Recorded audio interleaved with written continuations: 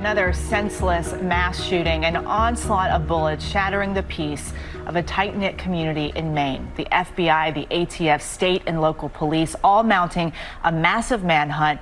People urged to stay indoors. Area schools are closed today. Our team is on the ground tracking the latest for us, and joining us now with more is ABC's Trevor Ault. He's outside the medical center in Maine where some of the victims are being treated at this hour, and our very own Chief Justice correspondent Pierre Thomas in Washington, D.C. for us. Gentlemen, good to see you, and thanks for joining us this afternoon. Trevor, we'll start with you. What's the latest there on the ground, and what are witnesses telling you? Well, good afternoon, guys. So the latest we're hearing from officials is that this death count is now somewhere between 16 and 22 people, but there are dozens more injured. And of course, that always means this death count could continue to grow higher. In fact, in the overnight chaos with all of those people and those victims coming in, the hospital here, Central Maine Medical Center, had not even been able to confirm the number of people they were treating. What we've heard from an employee inside is, of course, they activated all of their emergency room and critical care nurses, and other hospitals in the surrounding area. They activated their emergency response and called in all available medical staff. But of course, this is not a majorly populated area, and we're talking about a huge number of people all needing emergency medical care all at once. It's absolutely a concern as to those people getting the care they need very quickly. I have no doubt the medical staff is capable, but this is a numbers game, and we are talking about an enormous mass shooting, the largest so far of 2023. We're still waiting to get those details as to what has already been confirmed to be a tragedy. And Trevor, that community there is on lockdown. So what are you hearing from the people who are living there?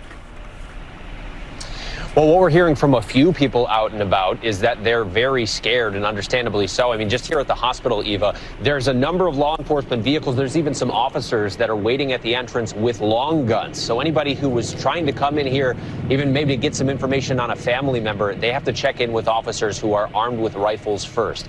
And look, I don't think it's a secret by now. We've been to a lot of these kinds of tragedies. I've been to more than I can count. I know Eva and DeMarco, you've been to more than you can count.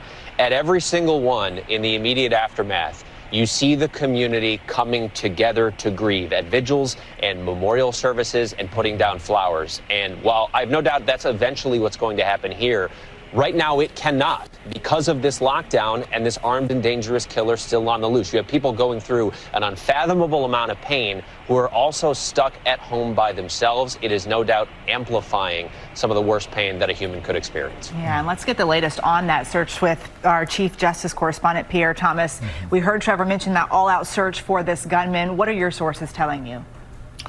Eva, there's a massive dragnet underway to find Robert Carr, the person of interest in this horrible shooting spree. One source telling me this is the worst case scenario involving a highly skilled gunman who is irrational. Carr is a firearms expert and Army reservist with a history of mental illness. A law enforcement bulletin sent out last night describes him as recently hearing voices and threatening to shoot up a National Guard base in Saco, Maine. The bulletin says he was committed to a mental health facility for 2 weeks this past summer. This is literally an all-hands-on-deck situation with hundreds of federal, state, and local law enforcement descending on the area. The FBI, U.S. Marshals, ATF all assisting. The FBI has assigned dozens of agents and experts to help process the crime scene and assist with the victims. The FBI is also helping in the manhunt, which involves helicopters and other aircraft. Road checkpoints are being set up in an effort to lock down the area and to try to keep Card from escaping the region. And Pierre, you just talked about Card and how he's a tactical arms expert. What type of danger does this pose to law enforcement who are tracking him right now? Because he could be more experienced than they are when it comes to weapons.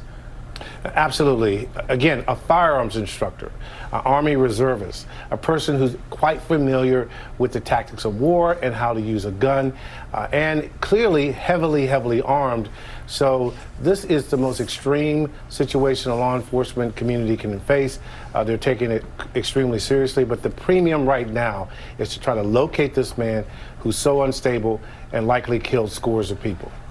And Pierre, we have to look at this particular case as it relates to the overall issue of gun violence in America. I know you've covered this extensively. Where do we stand right now?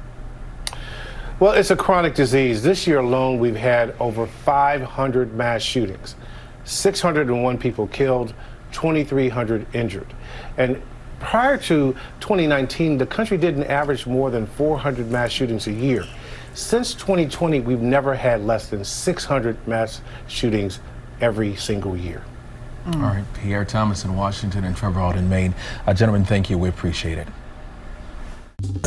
Well, hey there, GMA fans. Robin Roberts here. Thanks for checking out our YouTube channel. Lots of great stuff here. So go on, click the subscribe button right over here to get more of awesome videos and content from GMA every day, anytime. We thank you for watching, and we'll see you in the morning on GMA.